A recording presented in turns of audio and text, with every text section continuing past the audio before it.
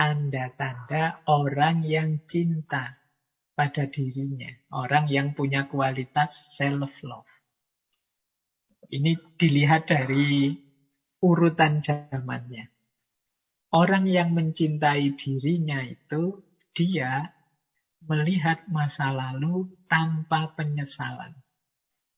Melihat hari ini dengan rasa syukur dan melihat masa depan tanpa rasa khawatir. Kalau teman-teman punya kualitas ini, mungkin tenang hidupnya. Hari ini melihat masa lalu dan tidak menyesal. Berupa kan di masa lalu kadang-kadang kita melakukan salah, melakukan dosa. Iya, tidak menyesal itu dalam arti itulah yang kemarin aku lakukan, aku terima. Sekarang akan aku perbaiki. Ternyata aku masih kurang di sini, aku masih lemah di sini. Aku terima situasiku itu dan aku perbaiki sekarang. Kan banyak orang yang hidupnya murung terus, gelisah terus karena menyesali masa lalu. Orang yang semacam ini kan orang yang tidak bisa menerima bahwa kemarin itu aku salah, kemarin itu aku keliru, aku harusnya tidak begitu, aku harus tidak. Jadi dia hidupnya kacau hari ini karena apa? Menyesali masa lalu. Ya kalau cuma disesali hanya akan menggelisahkan. Kita terima, wong dia sudah terjadi. Kalau orang Jawa itu punya prinsip rilo lan rimo. Ya sudah, kita relakan yang sudah terjadi. Yang memang bisa diperbaiki, kita perbaiki. Yang keliru-keliru, kita benarkan lagi. Ini namanya melihat masa lalu tanpa penyesalan. Kita sering mencela diri kita, memarahi diri kita gara-gara masa lalu ini. Kenapa aku dulu lemah? Kenapa aku dulu pengedut? Kenapa aku dulu tidak pemberani? Kenapa aku dulu kok tidak serius belajar? Nah, ini kalau kita bawa sampai hari ini, itu kita akan gelisah sendiri. Hidup kita tidak akan tenang, tidak akan nyaman. Salah satu indikasi bahwa kita tidak mencintai diri kita. Diri kita jadi sumber penyesalan. Nah, yang kedua, melihat hari ini dengan rasa syukur.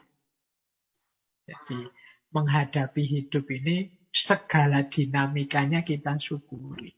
Selalu ada sudut-sudut yang membahagiakan, asal perspektif kita positif. Kalau kita ujian kok tidak lulus, oh berarti memang disuruh belajar lagi. Berarti kemampuannya belum cukup. Alhamdulillah loh masih ada nilainya misalnya. Nah, ini jiwa yang bersyukur. Kok melakukan apa gagal, berarti harus berusaha lagi, harus berupaya lagi. Berarti memang kemampuanku hanya sampai ini, harus di-upgrade lagi. Yang sudah aku peroleh, aku syukuri. Yang belum, aku kembangkan lagi. Nah, ini menghadapi hidup dengan rasa syukur. Dan melihat masa depan tanpa rasa khawatir. Ini juga sering mengganggu hidup kita. Kuliah jadi tidak serius karena mikir, aduh Pak, saya kuliah kok jurusannya jurusan ini ya, besok masa depanku kayak gimana. Nanti kita berkaca lihat diri kita, aduh Pak, wajahku kok kayak gitu ya, kira-kira ada enggak yang mau sama saya ya nanti ini. Jadi kita khawatir masa depan terus. Pak, saya itu kan cuma lulusan ini, nanti paling pekerjaannya ya seputar-seputar karir di situ. Bisa enggak ya saya jadi orang kaya besok itu, padahal saya pinginnya punya rumah, punya mobil, punya, khawatir lagi kita. Banyak sekali kita khawatir. Pak, saya nanti kalau punya anak kira-kira bisa didik enggak ya Pak? Wong yo saya ini orang kayak gini loh. Anakku niru aku kan susah saya nanti Pak. Gelisah lagi. Banyak hal yang tidak penting yang masih jauh, masih di luar jangkauan kita gelisahkan, kita khawatirkan. Ini di antara ciri kita tidak puas dengan diri kita. Kita belum mencintai diri kita. Maka teman-teman yuk mulai hari ini kita cintai diri kita. Yang sudah berlalu kita relakan, yang masih keliru-keliru kita perbaiki. Yang sudah jalan itu tidak kita posisikan sebagai sumber penyesalan, tapi kita jadikan sumber pelajaran. Problem apapun yang kita dapat, kita terima hari ini, kita iringi dengan rasa syukur bahwa oleh Allah kita masih diberi daya, kekuatan, umur, teman, dukungan dari mana-mana untuk menyelesaikan banyak problem-problem kita. Tinggal kita mau atau tidak. Nah, ini hidup yang bersyukur. Untuk masa depan, pasrahkan semua pada Allah. Yang penting hari ini kita hidup dengan the best version of diri kita.